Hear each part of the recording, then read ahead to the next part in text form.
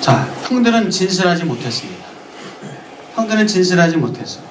십수년 전에 자신들이 팔아버렸던 그 요셉, 그 요셉을 짐승이 마치 잡아 죽인 것처럼 그렇게 그 채색옷에 짐승의 피를 바르고 아버지 야곱에게 가져갔었습니다. 아버지 야곱은 그 요셉의 채색옷을 부여잡고 통곡하면서 울부짖었습니다. 야곱은 그 요셉을 떠나보내고 십수년 동안 마음의 고통을 가지고 마음의 멍해를 가지고 그렇게 노년을 살아왔습니다. 자, 진실을 말하지 않으면 여러분도 아시는 것처럼 그 진실을 말하지 않으면 그 거짓말을 포장하기 위해서는 뭐가 필요하죠? 더 큰 거짓말이 필요합니다. 그 거짓말을 감추기 위해서는 더 큰 거짓말이 있어야 되는 거예요. 운전해 보시면서 이 과속 단속 카메라 찍혀보신 분 계신가요? 네, 저도 좀 찍혀봤습니다. 요즘은 뭐 거의 안 찍히는데 전에는 좀 찍혔던 것 같아요. 어디나 다 있습니다, 여러분. 카메라가 있고요, 어디나 CCTV 있고요, 블랙박스 있습니다. 참 제가 죄송한 부끄러운 얘기인데요. 몇 달 전에 이제 밤늦게 집에 돌아가면서 주차를 하는데, 밤늦게 가면 주차하기가 어렵잖아요, 단지가. 그래서 이제 차들이 그냥 일렬 주차돼 있고 주차 안 해야 될 곳에만 주차돼 있고 이렇게 합니다.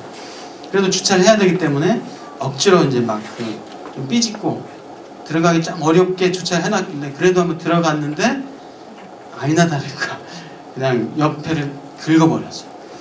자, 긁는 순간 제 마음이 어떤 마음이 들었을까요? 네? 도망가야지. 제 마음에 누가 혹시 봤나? 누가 안 봤을 거야. 이 방에 누가 봐? 그래, 말씀하신 것처럼 그렇게 도망가시려고? 그 마음이 누가 안 봤을 거야. 그냥 가려고 하던 차에 아니야, 그럴 수 없어. 제가 왜 아니야 그럴 수 없어 왜 그랬을까요? 아, 목사니까, 하나님이 계시니까. 감사합니다. 저를 그렇게 또 여겨주셔서. 그때 처음 딱 드는 생각이, 하나님은 두 번째 들더라고요. 처음 드는 생각이 저 차에 블랙박스 있을 거야. 있을지 몰라.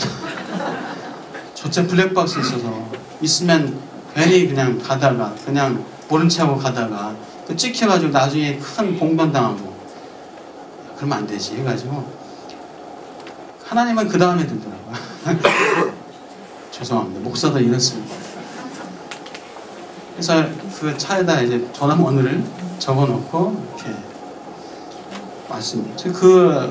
그때 드는 생각이, 야, 이게 CCTV든 블랙박스든 뭐 사람이 장착해 놓은데도 여기저기 다 있잖아요. 뭐 학교에, 유치원에, 어린이집에, 골목골목마다 많이 있어요. 그래서 뭘 사고 나면은 요즘은 다 CCTV에서 촬영돼가지고 다 볼 수 있어요. 확인돼요. 뭐 기자들이, 또 유명인들, 뭐 정치인들, 연예인들 문자 메시지까지 다 찍는데요. 찍어서 지금 무슨 내용인가, 누구 청탁받았나, 무슨 비방하는 내용인가, 욕했나, 음란 물질 보고 있나, 다 기자들이, 웬만한 유명인들은 찍고 있답니다. 여러분도 찍고 있습니다. 우리 교회 안에서 CCTV가 4개나 있어요. 물론 지금 예배 중에 지금 찍는 건 아니고 이제 어떤 사각지대에 이렇게 좀 있습니다. 사랑하는 여러분, 하나님께서 사실 우리의 삶의 모든 것을, 일거수일투족을 CCTV보다 더 아주 고화질로, HD 고화질로 하나님께서 이미 다 이렇게 찍고 계신다는 생각을 해봅니다. 사랑하는 여러분, 우리의 행동 모든 것을 이 CCTV가 찍고 있다 이렇게 생각하면, 그러면 우리의 행동이, 우리의 어떤 그런 삶이 조금은 달라질 것 같아요. 자, 어쨌거나 이 거짓을 감추려고 하면, 내가 잘못한 것을 그냥 잘못한 것을 좀 드러내고 솔직하게 고백하지 않고 그것을 감추고 묻어두려고 하면은 어떻습니까? 어린 시절 여러분 기억하시죠? 장독대에 장독 깨고, 예, 그거 아무리 감추려고 해도 못 감춰요. 이불에 오줌 싸고 못 감춰요. 엄마한테 거짓말하고 못 감춰요.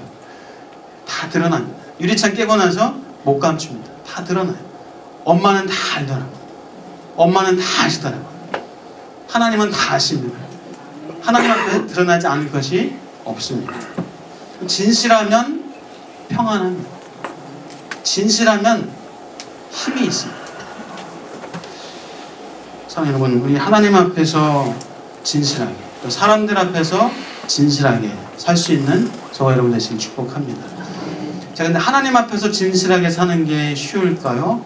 사람들 앞에서 진실하게 사는 것이 쉬울까요? 어느 것이 쉬울까요? 하나님 앞에서 진실하게, 아니면 사람들 앞에서 진실하게, 어느 것이 쉬울까요? 네? 하나님. 네. 사람들 앞에서 진실하게 사는 것이 어쩌면 더 어려울 수 있을 것 같아요. 왜? 사람마다 관점이 다르고 생각이 다르고 철학이 다르고 믿음이 다르고 신앙이 다 달라요. 나름대로 생각하는 진실이 달라요. 그러니까 사람들 앞에서 진실하게 살려면요, 이 사람 앞에서는 저렇게 살아야 돼요. 저 사람 앞에서는 이렇게 살아야 돼요. 달라요. 그래서 하나님 앞에서는 그냥 하나님 앞에서 진실하게만 살면 됩니다. 사랑하는 여러분, 우리 하나님 앞에서 진실하게 살 수 있기를 축복합니다. 누가 뭐라고 해도 하나님 앞에서 진실하게, 하나님 앞에서 우리 허물 없이 살 수 있기를 축복합니다. 또 우리가 조심해야 될 것은요, 내가 진실이라고 해서 다른 사람들에게 진실이라고 하면서 강요하지 말아야 합니다. 내가 진실이라고 한다 할지라도 다른 사람들에게는 아직 받아들일 수 없는 부분이 있을 수 있고, 또 내가 진실이라고 생각하더라도 그것이 진실이 아닐 수도 있습니다. 그래서 진실은 힘이 있다라는 것을 믿으세요. 내가 진실하게 살면 그 진실은 전해진다 라고 믿고 진실하게 살면 됩니다. 저 사람 왜 저렇게 살까?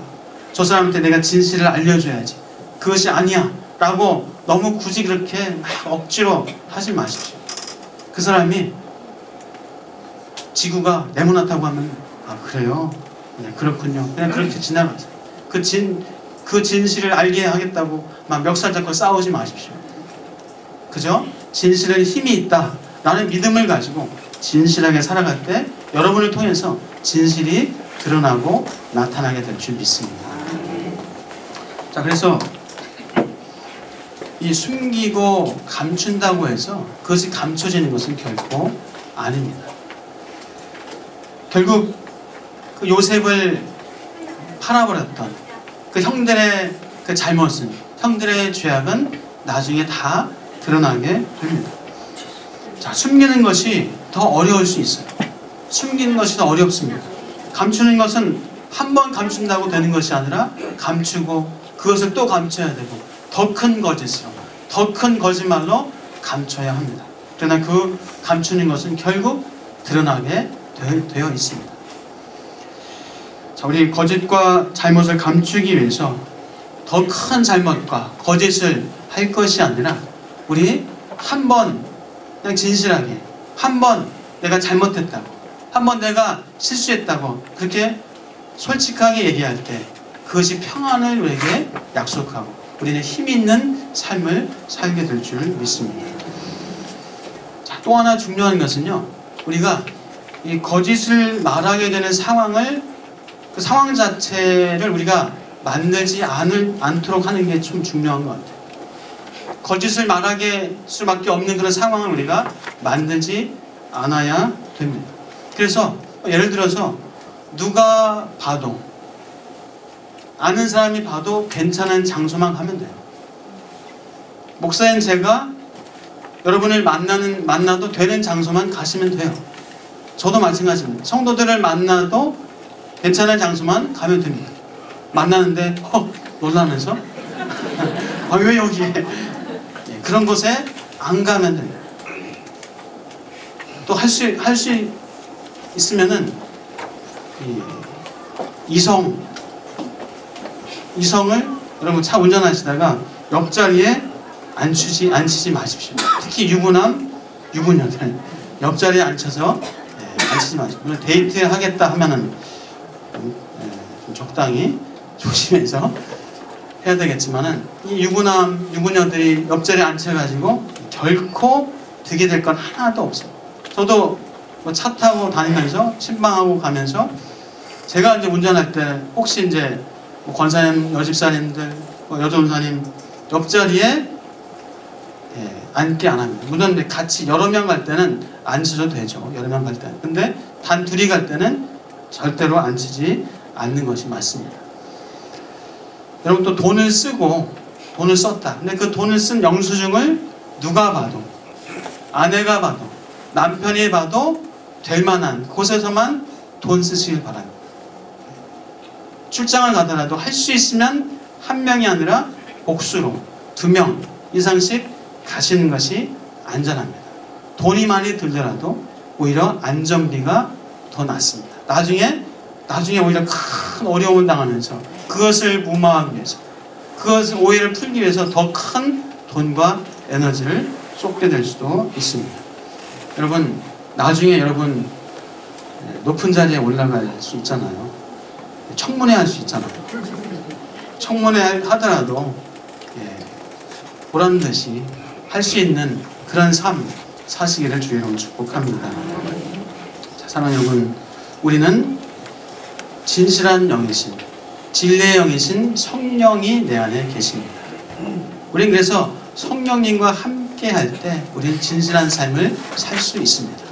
내가 억지로, 내가 마지못해서 난 진실해야 돼, 나는 거짓하면 안 돼, 나는 죄를 지으면 안 돼, 우리가 억지로 발버둥 치고 몸부림치고, 물론 그럴 필요가 있을 때도 있습니다. 그러나 성령과 함께 살 때 성령께서 주시는 힘과 능력으로 우리는 거짓도 죄도 넉넉히 이길 수 있는 힘과 능력과 이 잠재력이 있는 사람이라는 사실을 기억하실 주의 이름으로 축복합니다.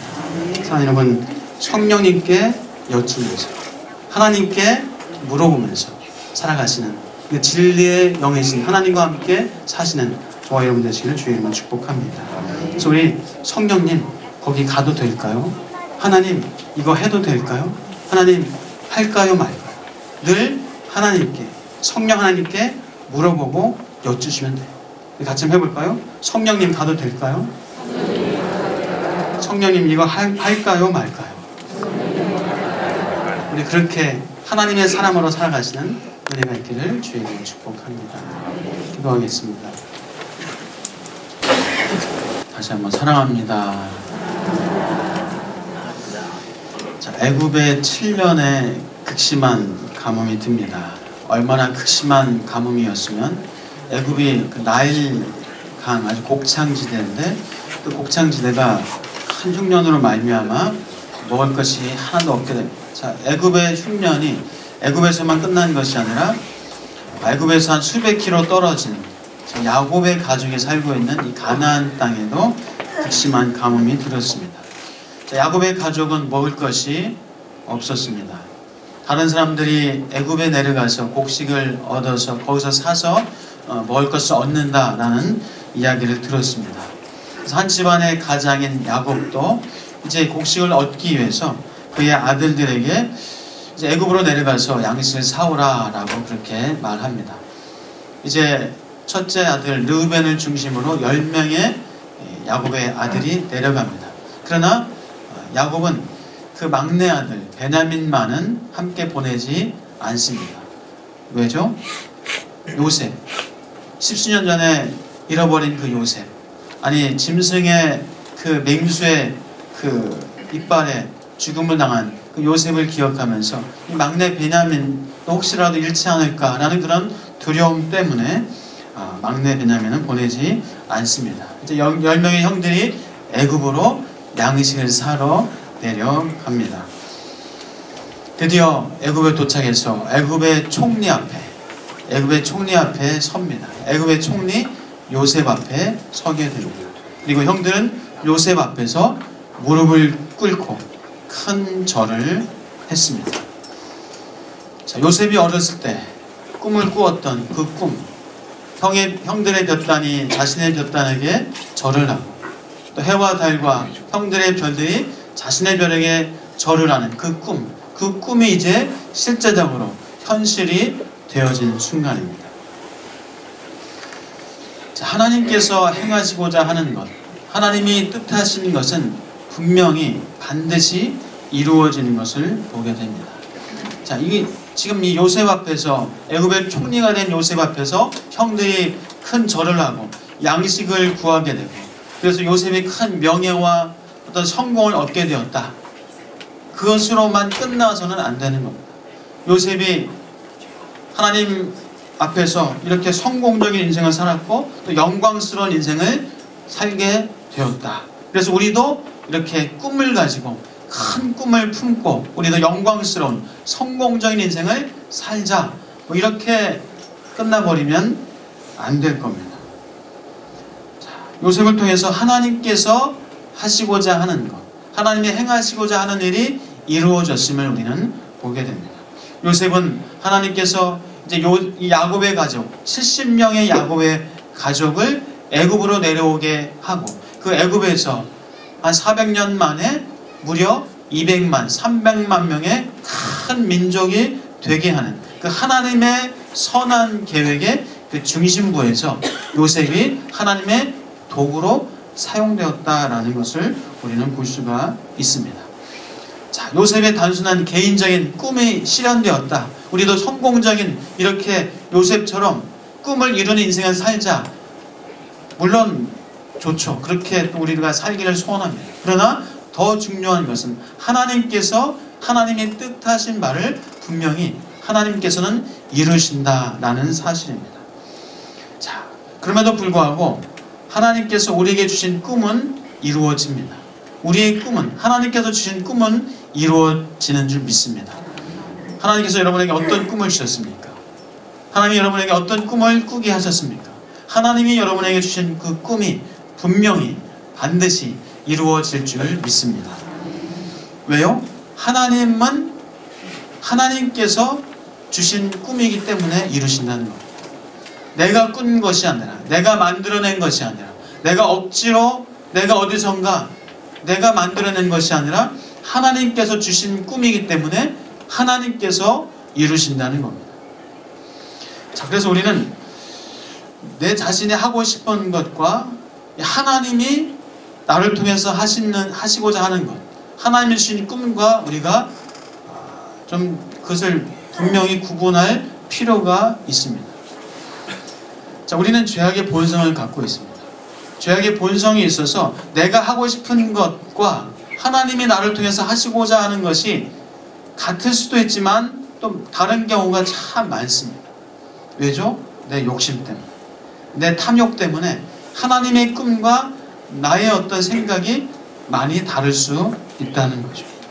그래서 하나님의 꿈과 나의 생각, 내가 하고자 하는 것이 다르다. 그것은 다른 단어로 야망, 내 욕심, 탐욕, 사실 이렇게 표현할 수가 있습니다.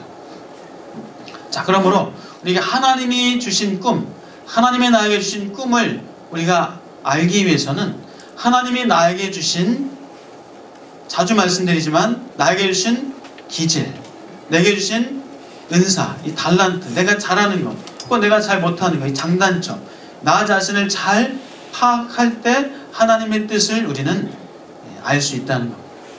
우리는 살면서 어떤 느낌을 통해서 혹은 경험을 통해서 혹은 다른 사람, 주변 사람, 부모님, 형제들을 통해서 내가 갖고 있는 것, 내 은사, 이런 것들을 알 수가 있습니다.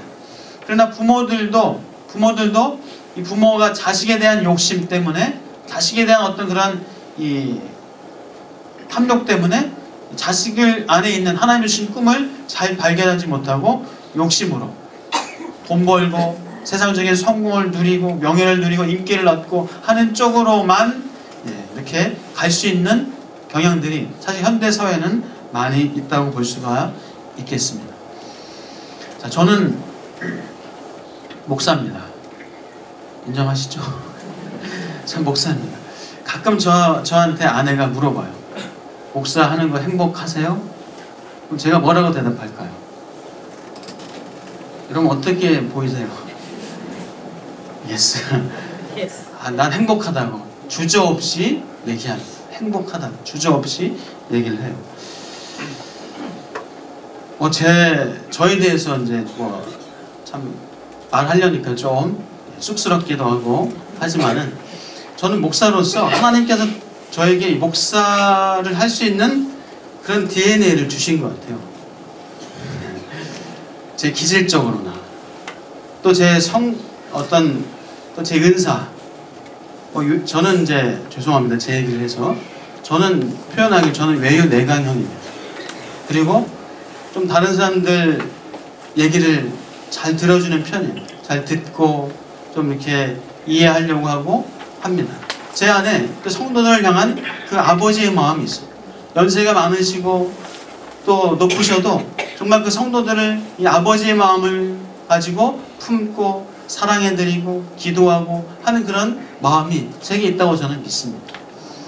그리고 말씀을 읽고 묵상하고 깨닫고 말씀 안에 있는 하나님의 이 보배를 캐내는 그 기쁨과 즐거움이 있어요.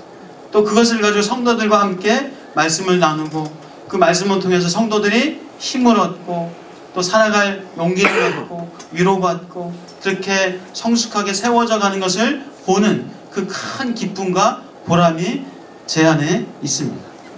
저는 하나님께서 제 안에 그런, 하나님이 이 목사할 수 있는 그런 어떤 DNA를 심어주셨다라고 감히 좀 말을 하고 싶습니다. 네, 아멘. 근데 정작 저희 형님, 형이 없으니까 하는 얘기인데, 저희 형은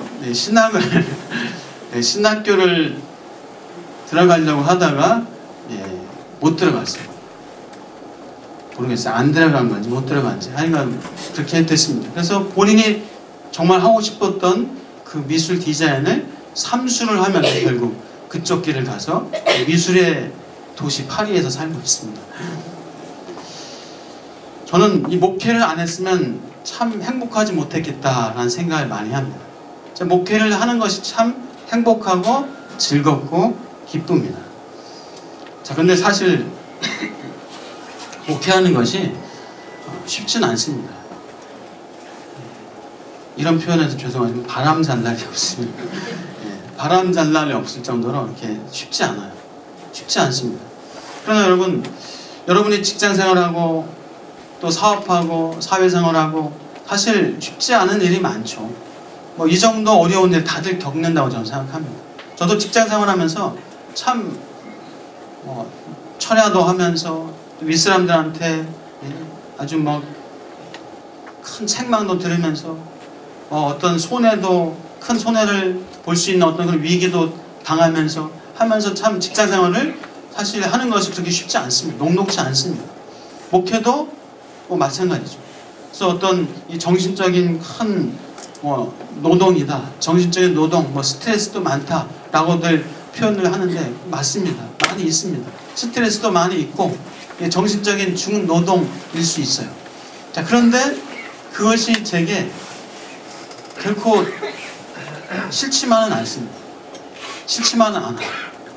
그것을 하나님의 주시는 은혜로 기도하면서 하나하나 해나가고 또 풀어나가고, 잘 풀리지 않는 부분도 물론 있지만은, 그러나 부족하지만 연약하지만 제가 아쉬움도 있지만 그러나 하나님 주신 은혜로 해나가는 그런 기쁨과 행복이 있음을 말씀을 드리고 싶습니다.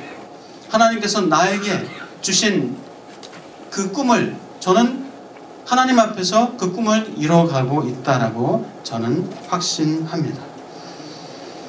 자, 하나님께서 여러분에게 주신 그런 기질, 은사, 여러분의 장단점들 분명히 다 있을 줄 압니다. 여러분, 그것을 어떤 방법으로 또 어디에 쓰면 좋을지 기도하고 우리가 해보기도 하고 지혜를 구하고 사람들에게 묻고 해가면서 우리가 한 걸음 한 걸음 나아갈 수 있으면 좋겠습니다. 자, 그것이 여러분 안에 이미 하나님의 꿈을 심어 주신 겁니다. 어느 날 갑자기 잠자다가 꿈꿔가지고 너 직장 그만두고 밖에 나가서 노숙해라, 이것이 하나님의 꿈이 아닙니다. 너 갑자기 꿈꾸다가 너 이제 가정 다 버리고 새 살림 차려라. 이것이 하나님의 꿈이 아니라 하나님은 이미 우리가 태어날 때부터 우리 안에 꿈을 주셨어요. 꿈을 심어 주셨습니다. 어떤 방법으로요?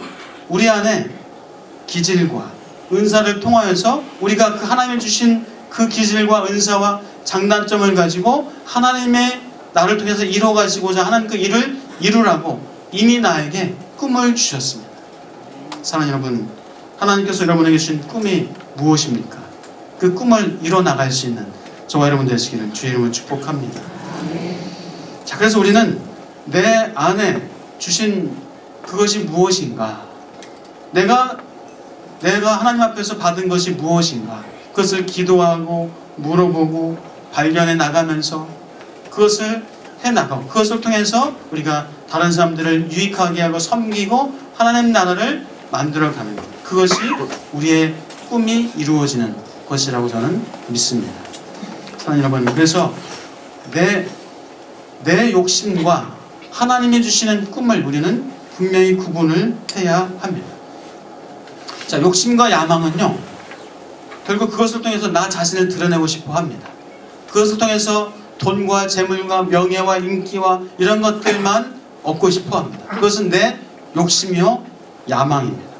그래서 그 욕심과 야망은 그것을 이루지 못하면 큰 낙심과 좌절에 빠지게 됩니다. 그러면서 자기 존재성조차도 흔들려 버리고 심지어 극단적인 결정을 해버릴 수 있습니다. 그것은 자신의 욕심과 야망이 이루어지지 않았기 때문에 되어지는 겁니다. 그러나 하나님의 꿈은 다르다는 겁니다.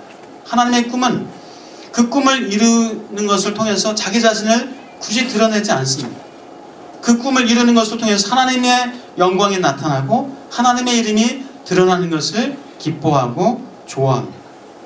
또한 그렇게 될 때 하나님께서는 결국 우리를 그냥 저 밑바닥에서 살게 하는 것이 아니라 하나님의 영광을 드러내면서 하나님께서 나를 높여주시고 나를 칭찬하시는, 하나님께서 세워주시는 것을 경험하게 됩니다. 또한 만약에 하나님이 주신 그 꿈이 이루어지지 않는다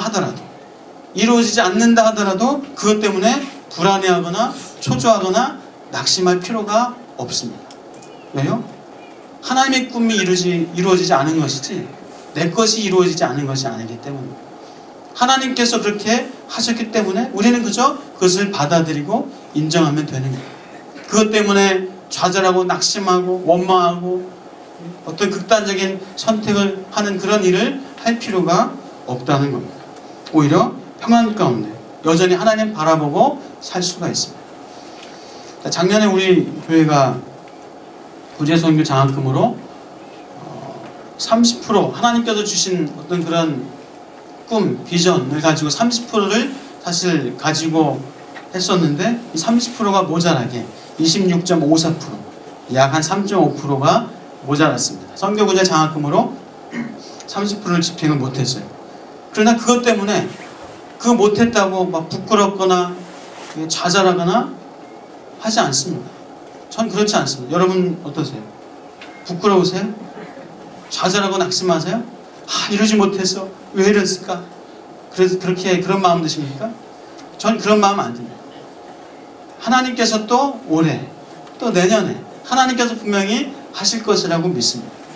하나님이 주신 꿈이기 때문에 하나님께서 이루실 것이고 하나님이 이루시지 않는다면 하나님만 손해입니다. 하나님은 손해날 짓을 안 하실 줄 믿습니다. 사랑하는 성도 여러분, 하나님이 여러분에게 주신 꿈이 분명히 있습니다. 그 꿈이 이루어질 줄 믿습니다. 여러분이 하나님 앞에서 사시면 됩니다. 뭘 내가 이루겠다고 내가 발버둥 치면서 내가 억지로 그렇게 할 필요가 전혀 없어요. 이제 하나님 앞에서 살아가시면 하나님께서 여러분을 통해서 하나님이 주신 꿈을 이루어 가실 줄 믿습니다. 무리해서 할 필요 없습니다. 과도하게 하다가 오히려 탈락입니다. 더 큰 낭패를 보게 될 수 있습니다. 하나님이 여러분에게 주신 그 꿈을, 여러분에게 이미 주신, 여러분에게 담아주신 그 꿈을 알아가고 배워가고 깨달아가고 그것을 하나하나 이뤄가면서 여러분의 삶에 평안과 기쁨과 행복을 누리시는 인생 사시길 주의 이름으로 축복합니다. 자, 이제 요셉 앞에서 큰 절을 올린 이 형들은 곡식을 구하러 왔다고 얘기를 합니다. 그래서 요셉은 그 자신의 앞에서 절을 하는 그 형들, 바로 형들인 것을 알게 되죠. 그러나 형들은 자신이 지금 절하고 있는 저 애굽의 총리, 감히 얼굴도 맞댈 수 없는 요셉, 그 애굽의 총리가 요셉이라고는 전혀 상상할 수 없었을 것입니다. 자, 요셉은 형들을 추궁합니다. 당신들은 이 나라에 정탐하러 왔다, 이 나라를 엿보러 왔다 하면서 그렇게 다그치고 몰아붙입니다. 이제 형들은 자신의 신상을 얘기하기 시작합니다. 우리들은 12형제인데 막내는 지금 아버지와 함께 있고 이제 또 한 형제는 지금 없어져 버렸습니다 라고 그렇게 얘기를 합니다. 자신들이 죽이려고 하다가 팔아버렸던 그 요셉 없어졌다고, 사라졌다고 그렇게 표현합니다. 자, 뭐 요셉 앞에서, 지금 애굽의 총리 앞에서 어떻게 자신의 동생들을 자신들이 팔았다라고 얘기할 수 있겠습니까? 그들은 그렇게 자신의 허물과 잘못을 여전히 포장하고 감출 수밖에 없었습니다. 만약에, 저는 그런 생각을 해봤어요. 만약에 이 형들이 요셉 앞에서, 애굽의 총리가 된 요셉 앞에서 자신들이 동생들을 팔아버렸다고, 자신들이 큰 잘못을 했다고, 그런 죄를 지었다라고 이 애굽의 총리된 요셉 앞에서 그 고백을 했었다면 요셉이 어땠을까? 요셉이 바로 그 형들과 안고 끌어안고 포옹하면서 형들과 눈물 흘리며 그렇게 해오를 하지 않았을까라는 생각을 해봅니다. 자, 어쨌거나 지금 요셉의 형들은 분명히 지금 자신의 어떤 잘못과 죄악에 대해서 여전히 감추고 있습니다. 자, 요셉은 형들에게 그래서 얘기합니다. 지금 너희들의 진실됨을 정직함을 증명해 보여라 하면서 막내를 데려올 것을 요구를 하게 됩니다. 자, 요셉의 말이 그렇습니다. 너희의 진실함을 증명할 것이다. 진실함을 증명해 보여라.